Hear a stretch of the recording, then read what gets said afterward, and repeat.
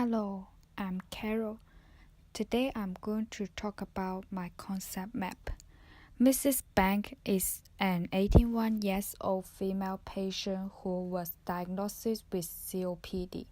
COPD is chronic obstructive pulmonary disease, which is a complex syndrome comprised of airway inflammation, mucociliary dysfunction, and consequent airway structural changes. COPD causes decrease of oxygen level in blood, resulting in chronic hypoxia. Therefore, it is important to monitor patients' oxygen level in order to ensure her range remains normal. In this scenario, Mrs. Banks has hypertension and chronic hypoxia. Is a risk factor for hypertension. Cetirizine is the prescribed medication for hypertension in medication chart, and nurse has to monitor her vital signs regularly. Chronic hypoxia also can cause shortness of breath because the body needs more oxygen. Shortness of breath, needing anxiety also can be the primary deterrent of physical exercise, which reduces patients' exercise tolerances.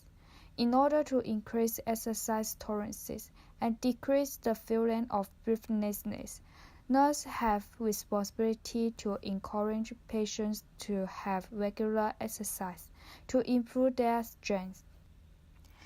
Anxiety is closely linked to patients' mental health state.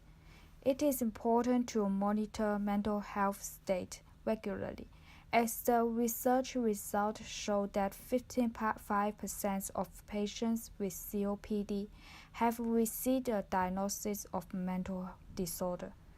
Medication is the most effective management for shortness of breath. Salbutamol is a bronchial dilator. Atropine is a muscle relaxant of lung. These two medications aim to gain more oxygen into body and increase the oxygen level in blood. If the oxygen level doesn't increase after administering the medication, nurse can send for help.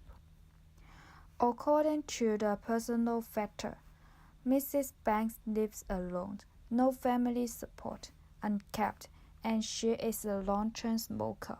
Therefore, she needs the care management from social support in order to take care of her and assess her disease state regularly. Nurse also has responsibility to encourage patients to quit smoking, no matter how long patients have had the COPD or how serious it is. Quitting smoking will help slow down the disease, preventing the symptoms get worse, and improve the quality of life. Thank you for listening. This is the end of my presentation.